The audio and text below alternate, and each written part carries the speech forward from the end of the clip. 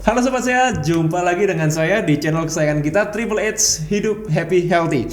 Dan kali ini saya ditemani bukan sama Dr. Sung ya. Temannya Dr. Tapi Sung. temannya Dr. Sung gitu. Jadi beliau adalah, mungkin saya intro dulu sedikit, nanti beliau bisa intro sendiri ya. Jadi Dr. Daniel, ya Dr. Daniel Iye. Ya. Iye. Wah, Dr. Daniel Iye, nggak tahu Iye-nya dari mana sih? Loh, nama asli. Oh, nama asli. Saya pikir nama panggung. Enggak, ya. nama asli. Jadi Dr. Daniel ini merupakan dokter spesialis androlog gitu, dan juga temannya Dr. Sung tadi. Jadi teman sekuliah ya, teman sekuliah gitu. Jadi buat yang cari Dr. Sung, nanti kita mungkin next time akan collab bertiga, tapi kali ini saya mau berdua dulu ya. Mengublik-ublik dulu. Okay. Mengublik-ublik dulu siapa sosoknya Dr. Daniel, dan kita akan bahas satu topik yang sangat menarik nanti. Simak setelah yang satu ini. Susah mengontrol berat badan? Bantu kontrol berat badan Anda dengan 2 saset raw meal per hari. Dapatkan produk originalnya hanya di boxsehat.com. Oke, jadi Dr. Daniel. Ya. Iya, boleh perkenalin dulu ke Sobat Sehat siapa Anda gitu, selain dari kawannya sobat kita Dr. Sung gitu. Ya, buat teman-teman Sobat Sehat di sini. Oke, halo Sobat Sehat. Perkenalkan, nama saya Dr. Daniel Widianto. Saya seorang spesialis andrologi, tapi dalam praktek di lapangan saya ini seorang dokter estetik. Ya gitu. Jadi saya punya 2 brand klinik dan saya juga punya 2 brand skincare. Saya temennya Dr. Sung waktu kuliah. Itu yang paling penting kan? Memang dunia ini sempit ya. Kita nggak tahu loh, bener-bener dalam arti waktu saya ketemu Dr. Daniel, saya awalnya juga nggak ngerti kan kalau temennya Dr. Sung, ternyata memang small world gitu. Ya, Dr. Daniel nanti kan punya klinik, nama kliniknya apa, Dok? Fasena Beauty Clinic. @Fasena Beauty Clinic. Ya. Satu lagi Natura Clinic. Natura Clinic, luar biasa loh ya. Ini ya, dokter spesialis andro. Jadi buat sobat sehat yang mungkin belum tahu atau lupa mungkin ya, jadi spesialis androlog itu yang mengatasi seputar hormonal, terutama pada pria. Gitu ya. Jadi spesialis andrologi itu sebenarnya bukan spesialis androlog ya. Spesialis andrologi itu fokusnya adalah untuk kesehatan pria gitu. Tapi seringkali dikaitkannya cuma sama masalah seksual dan bayi tabung. Tapi sebenarnya lebih luas sih dari itu. Baik. Ya. Tapi kali ini kita nggak ngomongin itu ya. Kita ngomongin itu karena Anda kan lebih banyak berkecimpung di dunia estetik. Iya. Jadi kita kali ini kita akan ngomongin mengenai botox. Oke. Botox gitu. Jadi botox ini kan suatu suatu treatment ya Dok ya, suatu treatment yang sebetulnya sering juga kalau saya mungkin boleh bilang agak tabu ya Dok ya. Ya. Karena gini Dok, saya bilang agak tabu itu karena banyak orang yang kalau dibilang kamu botox ya gitu. Seolah-olah kayak mereka menghindar gitu, menghindar, tidak mau mengakui kalau mereka treatment gitu. Ya, jadi kan itu kan sesuatu yang kita bilang tabu ya, sama halnya dengan seks dan lain-lain gitu. Jadi mungkin Dr. Daniel mungkin sebagai dokter spesialis androlog yang juga berkecimpung di dunia estetik, mungkin bisa jelasin apa sih Dok sebetulnya botox itu apa? Karena ada beberapa orang bilang botox itu racun ya kan. Memang betul karena botox itu kan botulinum toxin ya. Botulinum toxin. Sedangkan toxin itu kan racun. Nah, gimana cerita racun dimasukin ke dalam tubuh kita ya, ke wajah kita terutama. Tapi menjadi suatu perawatan. Gimana Dok? Oke. Jadi kalau kita bicara tentang sejarahnya dulu, jadi sebenarnya botox itu adalah botulinum toxin singkatannya, maka disingkat dengan botox. Itu sebenarnya adalah suatu racun, memang suatu racun yang dikeluarkan oleh bakteri namanya Clostridium botulinum. Nah, Clostridium botulinum itu adalah bakteri yang biasanya kita temukan pada makanan kaleng. Jadi kalau biasanya kan kita bilang nih, kalau misalnya beli makanan kaleng jangan pilih yang peok, ya kan? Kenapa? Karena biasanya bakterinya akan tumbuh di sana, dan bakteri yang tumbuh itu adalah Clostridium botulinum. Nah, dulu pernah terjadi kayak suatu gejala. Jadi ketika orang itu makan makanan kaleng, ternyata banyak orang yang meninggal. Setelah diselidiki ternyata mereka itu meninggalnya karena tidak bisa bernafas. Jadi ada kelumpuhan pada otot nafas. Singkat cerita, ketika diselidiki ternyata toksinnya dari Clostridium botulinum tadi itu bisa menghambat aktivitas dari otot pernafasan. Nah, sehingga akhirnya orangnya meninggal. Nah, kemudian kan zaman semakin lama semakin maju nih. Semakin lama diteliti ternyata dia bisa digunakan untuk jadi obat. Nah, kenapa? Karena banyak masalah kesehatan yang disebabkan karena kontraksi otot yang berlebihan. Sedangkan si botox ini ternyata bisa menghambat aktivitas dari otot. Oke. Gitu. Nah, Singkat ceritanya seperti itu. Iya, ya, jadi itu juga penyebabnya kenapa itu dibuat sebagai treatmentnya orang-orang estetik ya. Yes. Karena untuk menghambat kontraksi otot lah ya, menghambat kontraksi atau mungkin mengurangi kontraksi otot gitu. Nah, tapi berarti kalau itu juga bisa menjadi suatu masalah nih. Ya, berarti kita bermainnya kan di dosis, betul loh? Iya, betul ya sekali. Dok ya. Jadi kalau kita ngomong kalau ada orang yang dulu sampai ya kita bilang fatal lah ya risikonya gitu kan, berarti mungkin karena jumlahnya Dosisnya terlalu banyak yes. gitu. Nah, kalau untuk perawatan sendiri nih dalam arti kalau kita sebelum ngomongin dosis ini ya, karena kalau kita ngomongin dosis kan mungkin akan bervariasi ya, karena setahu saya dalam arti kan dosis itu kan tergantung dari usianya, ya tergantung dari mungkin histori kesehatannya dan lain-lain, kondisi klinis lah, tiap pasien beda-beda gitu ya Dok ya. Nah, tapi sebelum itu sebenarnya botox sendiri itu apa boleh sih untuk semua orang? Apa ada orang-orang tertentu yang dalam arti ini cocoknya untuk orang yang usia sekian misalnya gitu? Oke. Jadi sebenarnya gini, kalau misalnya boleh cerita lagi, jadi sebenarnya tadi penjelasannya mungkin ada yang ke-skip ya. Jadi botox itu tidak langsung digunakan untuk estetik, tapi memang awalnya dikembangkan untuk pengobatan kedokteran. Jadi yang penyakit pertama kali yang bisa diterapi dengan botox itu adalah pertama adalah migrain. Karena migrain itu kan karena kontraksi otot yang berlebihan. Yang kedua itu bahasa Indonesianya adalah mata juling. Ya, karena mata juling itu karena memang ada masalah pada kontraksi salah satu otot matanya yang terlalu berlebihan. Sejak itu mulai dikembangin botox itu untuk terapi kedokteran. Jadi awalnya seperti itu. Kemudian kenapa kalau dulu botox misalnya dimakan kok dia bisa meninggal, kenapa kalau disuntikin dia masih aman? Itu memang ada dua jawaban. Jadi jawaban pertama memang karena dosisnya. Yang kedua itu karena memang caranya. Jadi kalau misalnya kita makan makanan kaleng yang mengandung botox, berarti kan makanan itu atau racun itu kan masuk lewat pencernaan dan akhirnya kan sistemnya kan sistemik ya. Betul. Jadi akan diserap ke seluruh tubuh, termasuk akan masuk ke otot paru-paru sehingga bisa bikin otot paru-paru itu berhenti dan akhirnya otot nafas akan berhenti dan akhirnya orang akan meninggal. Tapi kalau misalnya kita pakai untuk treatment, itu kita cuma suntikan pada otot tertentu sehingga efeknya itu lokal. Iya. Nah, jadi misalnya nih kalau misalnya kita botox di daerah dahi, maka otot yang berpengaruh ya cuma di dahi. Otot di bagian pipi atau bagian lain tidak akan terkena gitu. Makanya sekarang dibilang botox itu aman. Oke. Nah, kalau misalnya menjawab pertanyaan Dr. Hans tadi apakah ada orang yang tidak boleh dibotox? Memang jawabannya masih rancu. Jadi gini, yang pertama nanti kita akan kulik lagi. Ada beberapa teori yang bilang ibu hamil dan ibu menyusui tidak boleh dibotox. Tapi ada yang bilang boleh. Nanti kita bisa cerita lagi. Yang kedua adalah pada orang yang memang sudah punya masalah dengan kelumpuhan otot. Oke, contohnya dong. Myasthenia gravis. Oke. Ya, jadi myasthenia gravis itu kayak penyakit yang ototnya memang udah lumpuh ya kan. Kalau kamu botox lagi, ya otomatis ototnya akan tambah down. Itu sebenarnya adalah kontraindikasi yang memang absolut untuk treatment botox. Kemudian yang relatif mungkin ya tadi pada beberapa orang yang konsumsi obat-obatan tertentu. Contohnya adalah aspirin. Biasanya gini, kalau misalnya kita konsumsi aspirin, biasanya yang terjadi adalah orangnya akan lebih mudah memar. Jadi ketika diinjeksi, biasanya pendarahannya akan tidak berhenti atau akan menimbulkan lebam-lebam. Itu adalah kontraindikasi tapi yang masih relatif. Iya. Kontraindikasi itu jadi buat sobat saya itu kontraindikasi itu yang tidak boleh. Jadi karena bahaya maksudnya. Karena yang nonton kan bukan orang-orang medis ya. Jadi kontraindikasi itu jadi pantangannya gitu ya. Jadi sobat sehat buat yang tadi Dr. Daniel sempat katakan kontraindikasinya itu sebetulnya nggak boleh untuk orang-orang yang seperti hamil gitu ya. Orang yang udah punya masalah kelumpuhan otot. Jadi nama penyakitnya itu myasthenia gravis gitu ya. Ada bahasa manusianya mungkin Dok? Myasthenia gravis itu jadi gini apa ya bahasanya ya, jadi kayak memang lumpuh perlahan-lahan gitu, jadi bukan kayak stroke. Kalau stroke itu kan biasanya ketika kita kena serangan jeder itu langsung dia lumpuh gitu kan. Jadi kalau myasthenia gravis itu penyakitnya lebih kronis Dok. Jadi itu memang kelumpuhannya itu perlahan-lahan. Jadi biasanya dari mata ya kan, nanti turun lagi mulai kena paru-parunya, otot nafasnya. Benar. Nah kayak gitu. Kalau yang bingung bisa di googling dulu ya. Atau tanya Dokter Sung. Baik nanya Dokter Sung. Jadi kita kasih PR buat yang tidak datang hari ini gitu ya. Oke Dok. Nah tapi kalau kita ngomongin mengenai botox sendiri di estetik nih, kita kan mau menjurusnya ke hari ini ke estetik ya, dalam arti sebenarnya botox ini tadi kan Dokter Daniel udah sampein nggak boleh untuk ini, nggak boleh untuk ini, tapi sebetulnya peruntukannya untuk kasus yang seperti apa sih kalau di bidang estetik itu? Karena kan kalau di estetik kan banyak ya dok ya, dalam arti setahu saya ada yang namanya filler, ada yang namanya tanam benang nih, thread lift kayak gitu-gitu kan. Nah kita nggak akan bahas itu sekarang, nanti mungkin next time ya kita akan undang lagi dokter Daniel ya, karena akan terlalu luas gitu. Jadi kita akan spesifik ke botox dulu. Nah sebenarnya botox ini kalau dibanding perawatan-perawatan yang lain kayak tadi yang saya udah sebutin, filler dan lain-lain.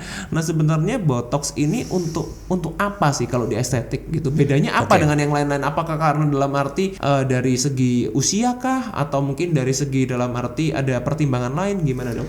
Oke, jadi kalau gini, kalau kita ngomong tentang botok, berarti kita ngomong tentang cara kerjanya botok. Oke, cara kerja botok simpelnya adalah merilekskan otot. Berarti yang ditanganin adalah masalah-masalah yang berhubungan dengan kontraksi otot. Contohnya adalah kerutan pada dahi. Ya kan, ketika kita berpikir gini, ketika kita ngangkat alis itu kan akan muncul kerutan-kerutan. Yang dimana kalau itu dibiarin dia akan jadi menetap, dan itu nggak estetik kan, secara penampilan tidak estetik. Yang kedua mungkin garis senyum yang di sini ya. Jadi kita ketawa ada kerutan-kerutan sekitar mata. Itu awalnya memang yang sampai sekarang disetujui oleh FDA. FDA itu kayak BPOM-nya internasional gitu ya dok ya. Itu memang untuk area bagian atas aja. Tapi sekarang karena teknologi semakin berkembang, botok itu juga dipakai untuk masalah lain. Yang paling sering adalah ngecilin otot pipi. Nah karena sekarang kan kiblatnya adalah semua kayak Korea nih. Jadi disuntik di pipi tujuannya adalah untuk ngecilin otot pipi sehingga jadi lebih V-shape. Terus lebih botok tirus. Botok juga bisa digunakan untuk estetika gigi. Jadi untuk mengurangi gummy smile, bisa juga untuk ngurangin kantong mata. Jadi sebenarnya semua manfaat pokoknya semua masalah yang berhubungan dengan kontraksi otot bisa ditangani dengan botox. Oke. Jadi masalahnya adalah masalah tapi gimana caranya kita tahu? Maksud dalam arti ini masalah kontraksi otot ya, atau memang dalam arti memang masalah bentuk? Kan ada beberapa yang setahu saya nih dok, kan ada orang itu yang dalam arti tulang zigomatikusnya ya, kalau dalam arti kalau kita bicara di tulang rahangnya, tulangnya kan terlalu besar nih gitu. Jadi kan kalau orang itu mau tirus, gimana caranya kita ngecek dalam arti ini bisa di botox dalam arti akan lebih tirus gitu, ataukah memang yang tulangnya besar pun juga punya perawatan lain, atau di botox pun juga akan memberikan hasil, gimana dok? Oke, jadi pertama kita harus cek dulu memang apakah dia kontraksinya berlebihan atau tidak. Kalau kita ngomong daerah pipi, biasanya kita pegang di pipinya kita, jadi seperti ini, kira-kira buat sobat sehat kalau mau tahu. Terus kita lakukan gerakan mengunyah. Nanti akan di situ ada otot yang bergerak. Nah, otot itu namanya otot masseter. Kalau memang otot itu terlihat besar, jadi ketika dipegang dan dokter merasa ototnya cukup besar atau cukup dominan, berarti botox adalah indikasi yang bagus. Nah, tapi kalau misalnya nih waktu dipegang ototnya sudah tidak terasa, kontraksinya lemah, terus yang banyak lemaknya justru jadi misalnya cabi gitu ya, botox tidak akan berhasil karena memang salah indikasi. Gitu. Karena kalau orang cabi itu kan sebetulnya yang bikin besar kan lemaknya gitu, bukan ototnya. Gitu. Itu yang sering salah karena sekarang mindsetnya orang kalau mau tirus harus dipotok. Itu harus diet dulu. Ya benar. Jadi gini, itu harus tetap fat loss dulu ya. Kan sebenarnya harus tetap fat loss dulu. Setelah itu baru memang kalau masseternya ketika orang itu fat loss, jadi ketika lemaknya sudah mulai hilang, kalau memang bentuk mukanya masih kotak, baru kita injeksi botox. Betul, karena banyak juga orang itu merasakan dalam arti ketika mereka cabi, ada beberapa orang yang mungkin sudah kurus ya, tapi pipinya tetap cabi. Nah, itu mungkin yang jadi pertanyaan dalam arti apakah memang mereka lemak di pipinya memang masih dalam arti apa ya? Karena kan orang itu setahu saya memang tidak bisa kita memilih bagian mana dulu yang hilang gitu ya kan. Banyak orang tanya, saya pengen ini dok, pengen yang hilang fat di pipi, fit kadang udah diet di paha, di mana. Memang kita nggak bisa select, kita nggak bisa memilih gitu ya untuk yang hilang yang mana dulu, karena tiap orang memang punya kecenderungan yang berbeda-beda gitu. Nah tapi itu mungkin jadi salah satu pertimbangan nih dok ya. Kalau mungkin udah kurus dalam arti udah turun berapa kilo tapi pipinya masih cabi nih, nah itu gimana? Mungkin jadi dicek otot masseternya gitu. Jadi kalau memang kita cek otot masseternya dia memang masih besar ya memang indikasinya botok. Tapi kalau tadi kayak dokter Hans misalnya dia udah diet mati-matian nih ya, terus ternyata misalnya lemaknya dia masih banyak, kita tetap masih punya teknologi lain yang bisa ngatasin itu sih. Sebenarnya kita nggak usah dibahas di sini ya. Selalu Tapi ada intinya, solusi di selalu ada setiap solusi. masalah. Ya, selalu ada solusi. Jadi memang kedokteran estetik sudah sangat berkembang sih dok. Iya. Oke. Nanti mungkin kita akan bahas Ya, di next, sesi berikutnya. ya, Itu nanti mungkin kita bikin topik kalau sudah diet tapi nggak bisa tirus harus ngapain. Baik. Oke dok. Terus kita ngomongin mengenai hasilnya botox sendiri nih. Ya, tadi kan udah ngomong dalam arti indikasinya untuk gini. Tapi hasilnya gimana? Kalau kita orang yang udah botox itu dalam arti mereka akan mendapatkan hasilnya permanen. Apakah harus melakukan perawatan rutin nih? Oke, jadi gini, botox itu kan karena kerjanya cuma merilekskan, berarti dia hanya memberikan efek sesaat. Biasanya itu hanya sekitar 4 sampai 6 bulan. Oh, jadi nggak lama. Nggak lama.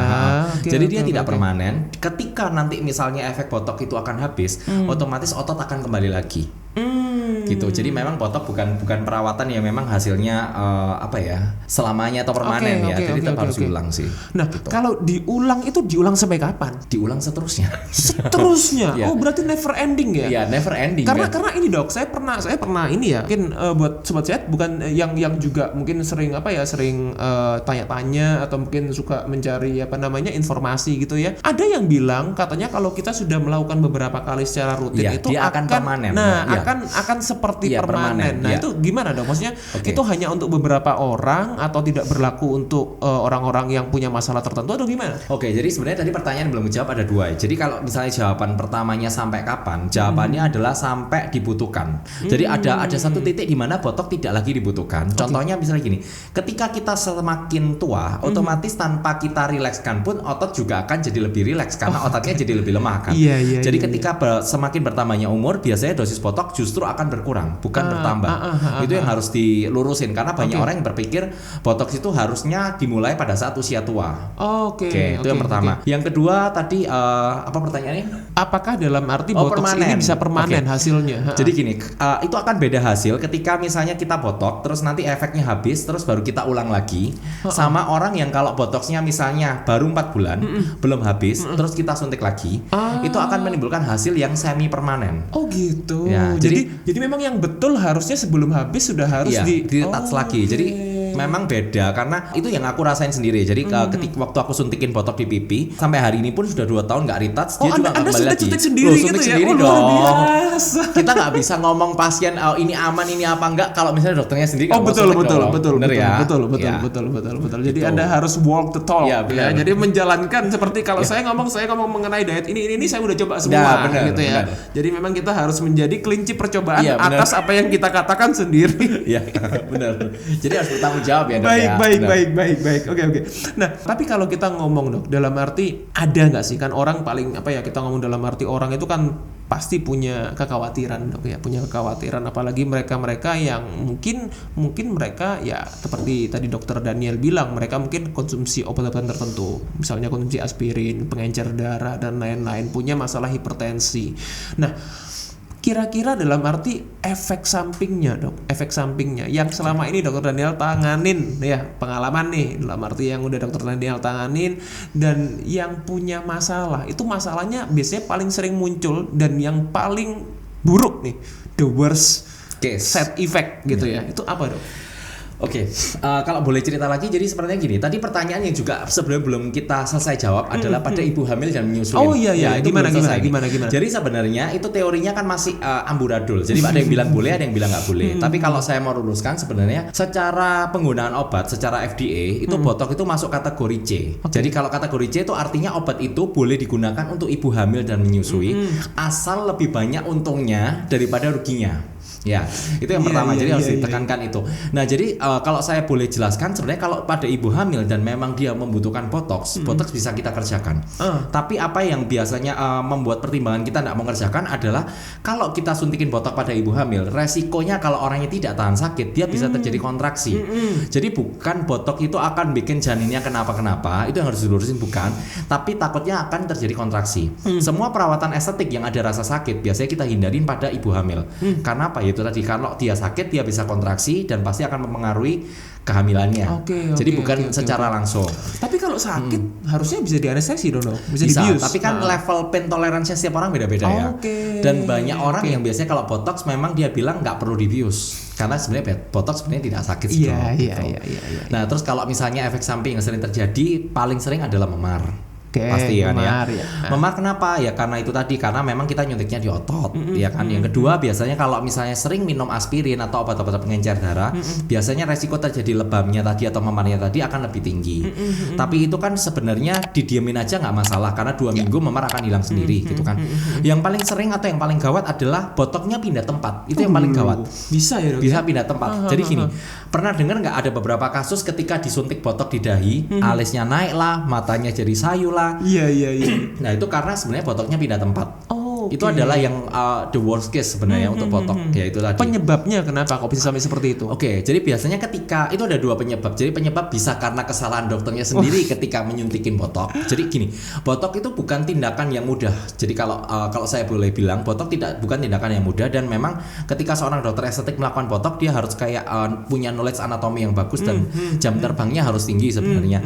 Karena nggak boleh salah suntik. Karena otot itu kan kalau dokter tahu anatominya kan pasti overlapping ya. Betul. Ya, jadi itu susah gitu loh dok. Itu yang pertama. Terus yang kedua bisa juga karena kesalahan pasien.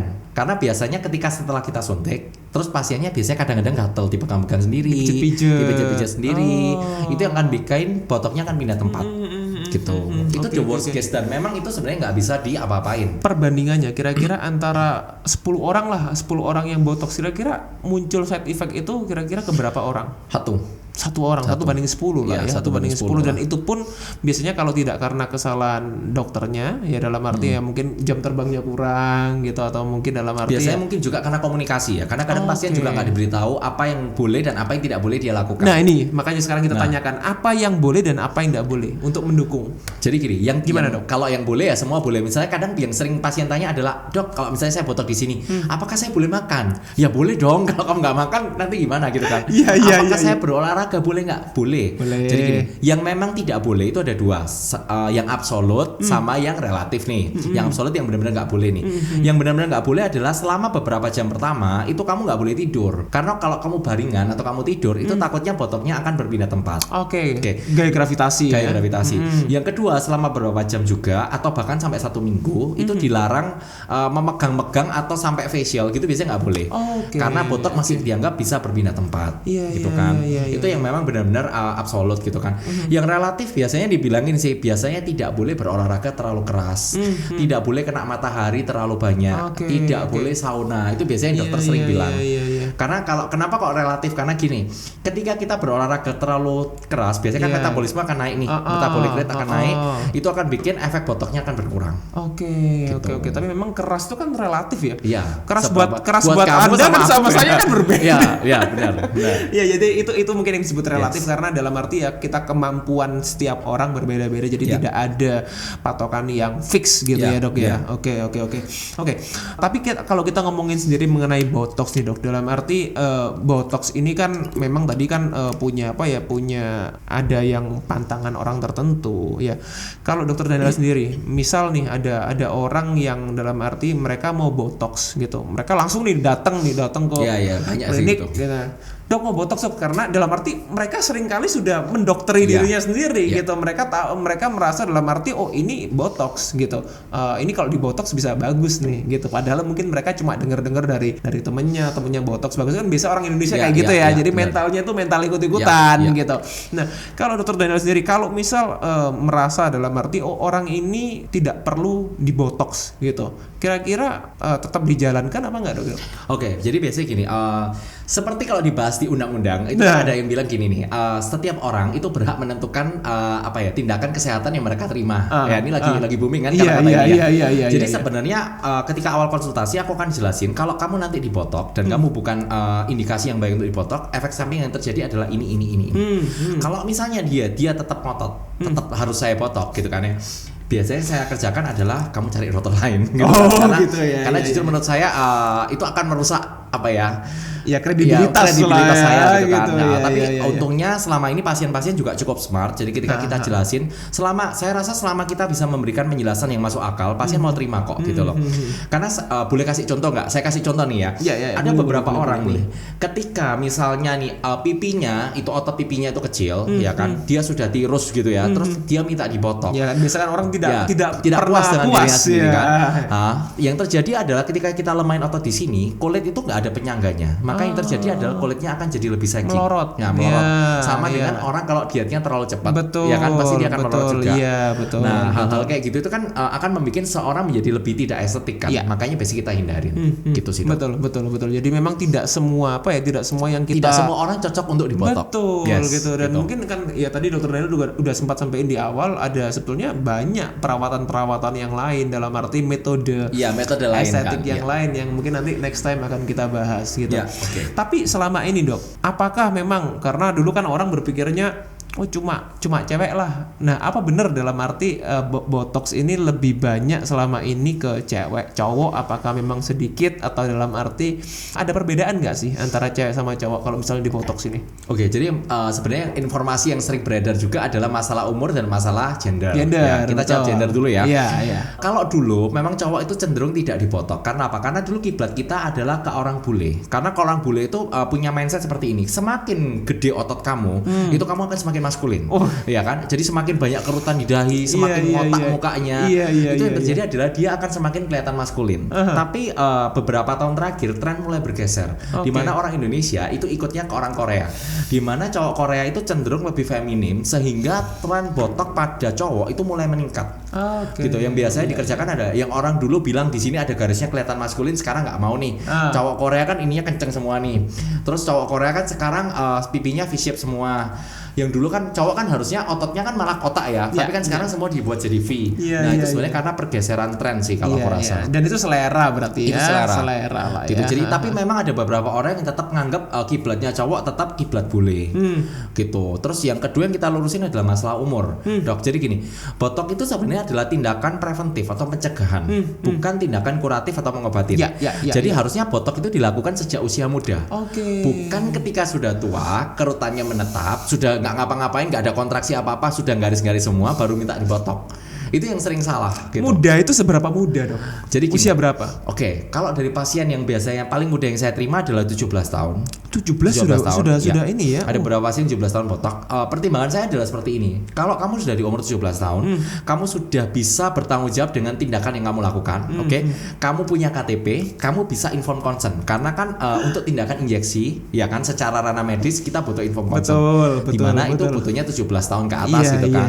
Biasanya kita kerjakan ya 17 tahun ke atas. Di bawah itu ada beberapa case di bawah itu misalnya tetap kita botok, misalnya ini anak-anak umur 14 tahun biasanya kadang-kadang bisa kita botok untuk ngurangin keringat. Tapi tetap kalau untuk di bawah itu biasanya tetap harus dengan orang tua. Oke. Tapi bukannya kalau keringat tuh biasanya hubungannya sama hormon Dok. Nah gini, jadi botok itu kenapa bisa bikin otot rileks? Itu kan karena dia menghambat reseptor namanya asetilkolin. Betul. Nah ternyata asetilkolin ini berpengaruh terhadap saraf namanya parasimpatis. Parasimpatis akan bertanggung jawab untuk mengeluarkan keringat. Dia kan juga mengeluarkan keringat. Nah ketika kita hambat si asetilkolin, otomatis produksi keringat akan berkurang. Otomatis yang terjadi adalah bau badan juga akan berkurang. Iya. Jadi itu untuk yang punya masalah lain. Untuk yang dalam arti memang bukan untuk estetik. Tapi itu sebenarnya estetik loh Dok. Estetik juga kalau ya. Misalnya pakai baju terus basah semua. Iya. Betul. Iya, jadi burket ya. Burket dulu. Istilahnya burket. Oke, last but not least ini Dok. Misal Dok, ada orang yang dalam arti udah konsul gini ya, udah konsul ngomong, terus mereka bilang ada cara lain nggak Dok selain botox gitu ya, misalnya dalam usia usia produktif lah ya gitu. Kira-kira dengan indikasi yang sebetulnya harus botox gitu, dalam arti menurut Dokter Daniel nih, ini yang bagus di botox tapi orangnya takut. Kira-kira Dokter Daniel punya solusi lain nggak Dok? Ada solusi lain nggak untuk menghilangkan kerutan-kerutan pada orang yang masih aktif gitu, misalnya dengan melakukan perubahan pola hidup atau mungkin dalam kebiasaan atau mungkin ada yang sifatnya mungkin lebih lebih ke lifestyle kan, lebih ke lifestyle dan lebih sebentar lah ya, dalam arti kalau botox kan bertahannya lebih bukan lebih, ya nggak lama juga ya, 3-4 bulan 5 bulan loh, cuma dalam arti kan yang lebih topikal lah kalau kita bilang istilahnya. Jadi gini sih, kalau memang masalahnya karena otot, tidak ada satu krim pun yang bisa ngobatin itu. Nggak bisa. Tapi kalau secara lifestyle bisa. Gimana? Contohnya nih, kita ngomong di kerutan dahi. Kenapa kerutan dahi bisa muncul? Itu karena kamu terlalu ekspresif ketika kamu bicara. Nah, jadi contoh dari pengalaman pribadi saya memang juga ngelakuin botok di dahi, tapi saya juga lama-lama juga sebel kan kalau misalnya tiap berapa bulan harus suntik. Jadi kita bisa ngerubah dengan cara bicara. Jadi cara bicaranya kita nggak usah terlalu sampai gini-gini gitu kan. Itu akan bikin kerutan di dahi juga tidak muncul. Tapi itu nggak gampang. Itu susah memang. Nah, yang kedua misalnya di rahang nih. Biasanya kalau itu kan otot punggungnya nih. Ya. Kalau misalnya kamu nggak pingin itu besar, ya jangan ngemil. Jangan gitu. jangan makan. Jangan makan gitu. Jangan ngemil. Terus malah itu kalau misalnya kadang yang susah juga ini kadang nggak sama. Yang kanan misalnya lebih gede nih.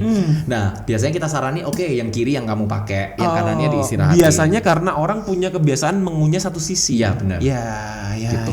Jadi masih bisa tapi ya tidak mengobati ya, tapi kayak itu kayak menghambat. Betul. Memperlama waktu yang kamu botok lah gitu loh. Iya. Jadi Gitu.